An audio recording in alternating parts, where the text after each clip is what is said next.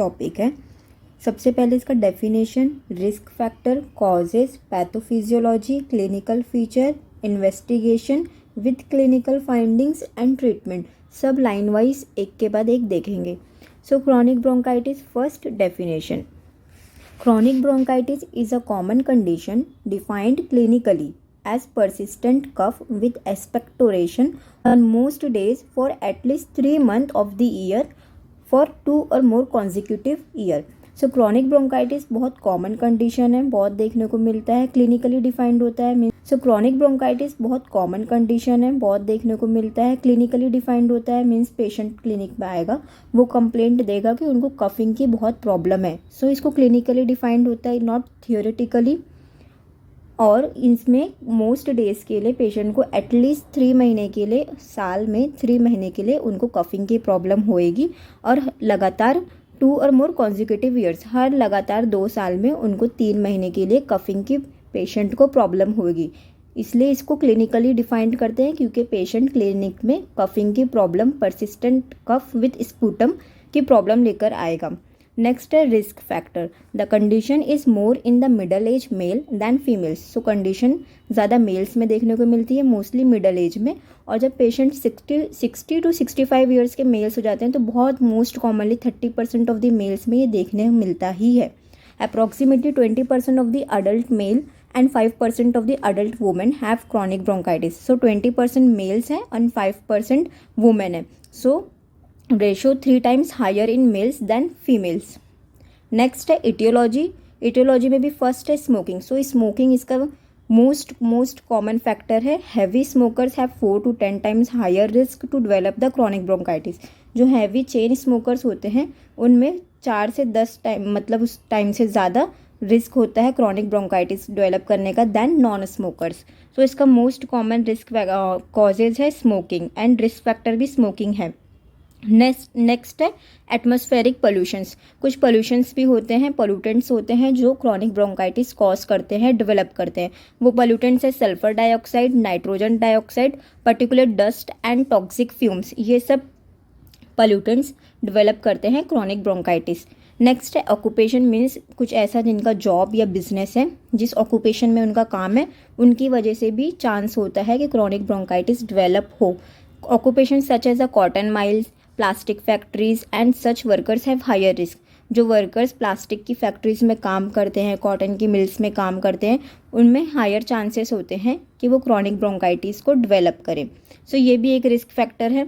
Infection, bacterial infection, viral infection and mycoplasmal infection do not initially cause chronic bronchitis but usually occurs. Next है familial and genetic factors. Means अगर father को chronic bronchitis positive है या फिर mother या फिर both chronic bronchitis के patient हैं तो हायर चांस होता है कि चिल्ड्रन को भी क्रॉनिक ब्रोंकाइटिस हो सके। सो ये हेरिडिटिकल भी एक कॉजेज होता है। Next definition, risk factor, causes completed. Next pathophysiology. Pathophysiology समझने से पहले हम एयरवे की लेयरिंग्स देख लेते हैं। जो ट्रकिया, ब्रोंकाई, ब्रोंक्यूल्स होते हैं उनकी लेयरिंग देख लेते हैं। तो लेयरिंग में सबसे ऊपर आता है सीलिया। सीलिया के बाद आता है बेसमेंट मेम्ब्रेन। बेसमेंट मेम्ब्रेन की लेयर के बाद आती है कनेक्टिव टिश्यू की लेयर। उसके बाद आती है स्मूथ मसल की लेयर और फिर connective tissue and cartilage. Cartilage के ऊपर होते हैं गॉबलेट सेल्स प्रेजेंट होते हैं। जो सेल्स हैं जो म्यूकस सिक्रेट करते हैं, म्यूकस सिक्रेटिंग ग्लैंड्स हैं, वो है गॉबलेट ग्लैंड।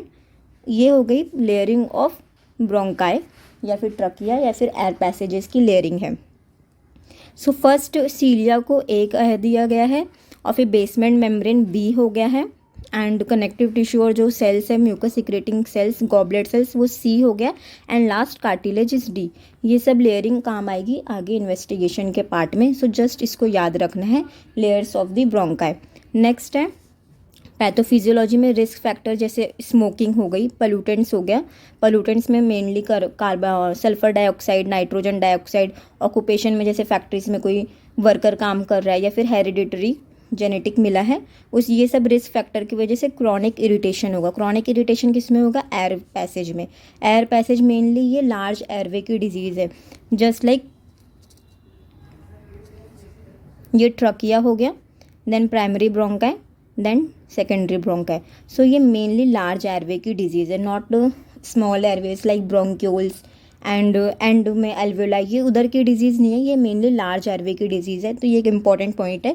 तो ये जो क्रॉनिक रिस्क फैक्टर्स होते हैं ये क्रॉनिक इरिटेशन करते हैं एयर पैसेजेस में, मेनली लार्ज एयर पैसेजेस में ये क्रॉनिक इरिटेशंस करते हैं। स्मोकिंग क्या करता है, सीलियरी मूवमेंट को इम्पेयर कर देता है और इनहिबिट करता है functioning of the alveolar macrophages.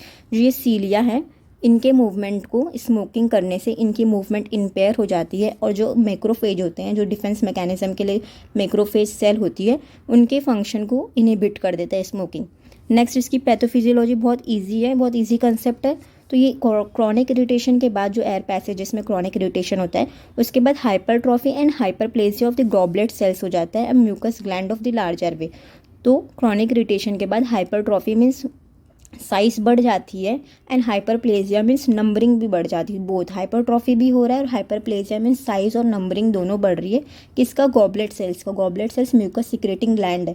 तो जब म्यूकस सिक्रेटिंग ग्लैंड का साइज और नंबर दोनों बढ़ेगा तो ऑब्वियसली म्यूकस ज़्यादा सिक्रेट होगा, और जब म्यूकस ज़्यादा सिक्रेट होगा तो यहाँ म्यूकस का अक्यूमुलेशन हो जाएगा, ऑब्स्ट्रक्शन हो जाएगा। इसीलिए इसको क्रॉनिक ऑब्स्ट्रक्टिव पल्मोनरी डिजीज़ भी कहा जाता है, क्योंकि यहाँ एयर पैसेजेस में ऑब्स्ट्रक्शन हो जाता है, म्यूकस जमा हो जाता है, जिसकी वजह से एयर पैसेजेस क्लियर नहीं होती हैं।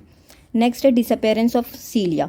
तो ये पैथोफिजियोलॉजी में ये सब hyperplasia, hypertrophy of the goblet sales की वजह से जो सीलिया है वो डिसअपेयर हो जाता है। क्रॉनिक इन्फ्लामेटरी चेंजेस होते हैं। क्रॉनिक इन्फ्लामेटरी चेंजेस में वही पूरी इन्फ्लामेटरी प्रोसेस होएगी जो पैथोलॉजी में आपने पढ़ा होगा, और उसमें मेनली कौन सी सेल्स रहती है, macrophages, neutrophils and lymphocyte act करती है, बट नॉट इज़िनोफिल्स। ये एक इंपॉर्टेंट पॉइंट है कि इज़िनोफिल्स नहीं रहती है। इज़िनोफिल्स कैरेक्टरिस्टिक्स ऑफ अस्थमा का है। तो इज़िनोफिल्स सेल्स मेनली अस्थमा में देखा जाता है, बट इसमें जो इन्फ्लामेटरी सेल्स होती हैं क्रॉनिक ब्रोंकाइटिस में वो मेनली होती है मैक्रोफेजेस, न्यूट्रोफिल्स एंड लिम्फोसाइट। तो यहाँ इंपॉर्टेंट पॉइंट याद रखना है कि इज़िनोफिल्स यहाँ इन्फ्लामेटरी सेल्स क्रॉनिक ब्रोंकाइटिस में नहीं होती है। इज़िनोफिल्स मेन कैरेक्टरिस्टिक्स इन्फ्लामेटरी सेल है अस्थमा का। फिर यहाँ increase mucus production and ब्रोंकोकंस्ट्रिक्शन।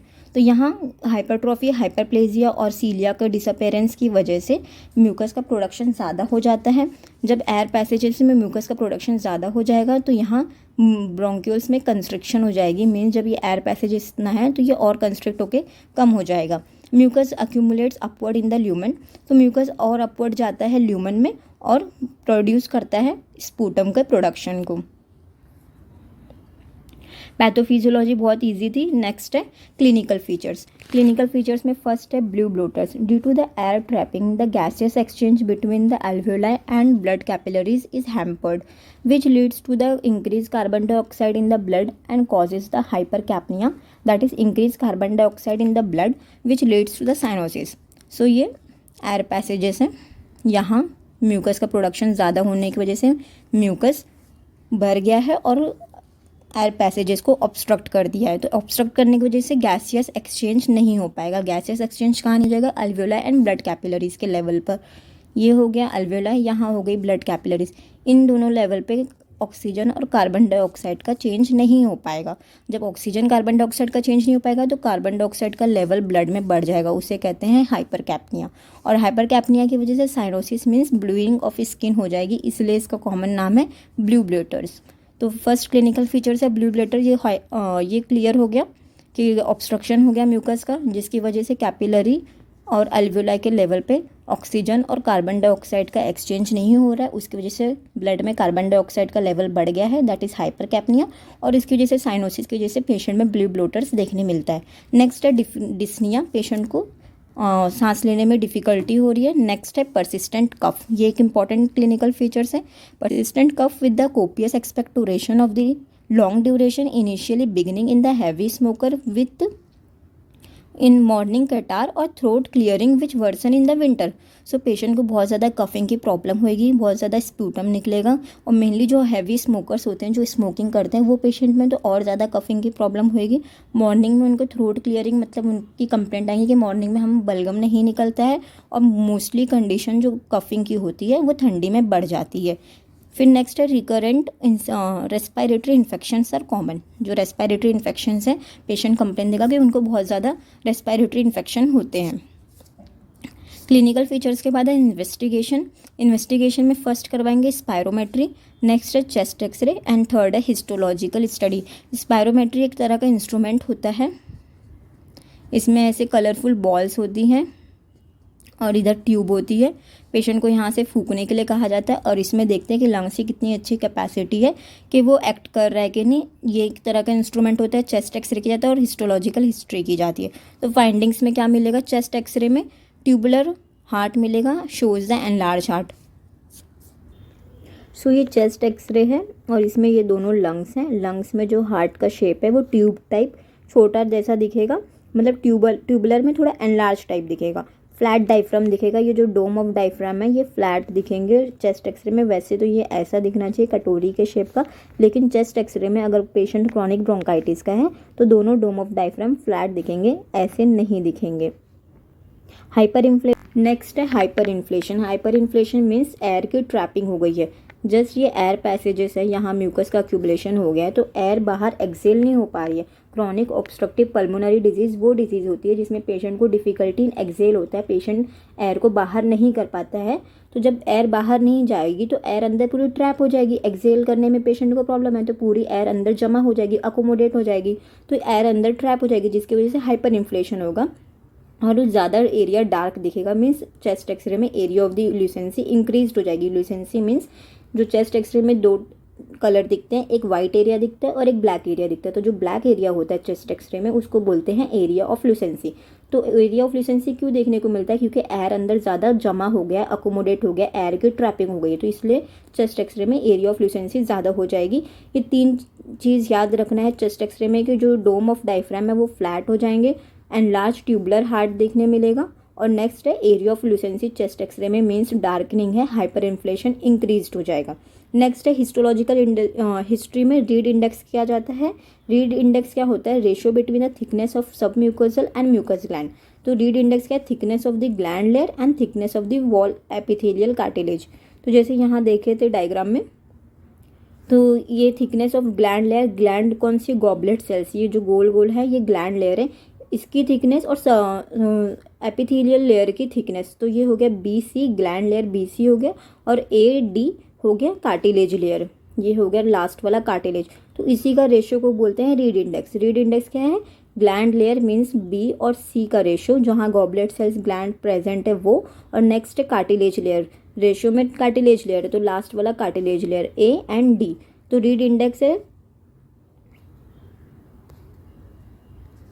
BC/AD। तो जनरली रीड इंडेक्स का रेशियो होता है 0.4, ऑलवेज लेस देन 1 होता है। तो क्रॉनिक ब्रोंकाइटिस में रीड इंडेक्स बढ़ा हुआ मिलेगा, 0.4 से ज़्यादा मिलेगा। जब पेशेंट को रीड इंडेक्स के लिए रिफ़र किया जाएगा तो रीड इंडेक्स 0.4 से ज़्यादा देखने, पेशेंट को रीड इंडेक्स के लिए रिफ़र किया जाएगा तो रीड इंडेक्स 0.4 से ज़्यादा देखने मिलेगा। वो इंडिकेट करेगा कि पेशेंट क्रॉनिक ब्रोंकाइटिस का है। और ऑस्कल्टेट करेंगे जब हम स्टेथोस्कोप से तो हमें wheezing sound, bronchi sound and crackle sound सुनाई देगा। इसकी वीडियो के लिए रेस्पिरेटरी सिस्टम एग्जामिनेशन में ऑस्कल्टेट में लंग साउंड बहुत अच्छे से मैंने बताई हूँ और चेस्ट एक्सरे भी बहुत अच्छे से बताई हूँ, वहाँ और ज़्यादा क्लियर हो जाएगा। लास्ट ट्रीटमेंट, तो ट्रीटमेंट के लिए ब्रोंकोडायलेटर्स देंगे। ब्रोंकोडायलेटर्स क्यों देंगे? क्योंकि यहाँ ब्रोंक्यूल्स में कंस्ट्रिक्शन हो गया है, एयर पैसेजेस नैरो हो गई है। क्यों? क्योंकि म्यूकस का एक्यूमुलेशन है, तो उसको डायलेट करने के लिए ब्रोंकोडायलेटर्स देंगे। एंटी इन्फ्लामेटरी ड्रग्स देंगे, क्योंकि इन्फ्लामेटरी प्रोसेस हुई है इसलिए एंटी इन्फ्लामेटरी ड्रग्स देंगे। अवॉइड करना है, अगर पेशेंट हैवी स्मोकर्स हैं तो उन्हें बोलेंगे कि आप स्मोकिंग को रोक दीजिए।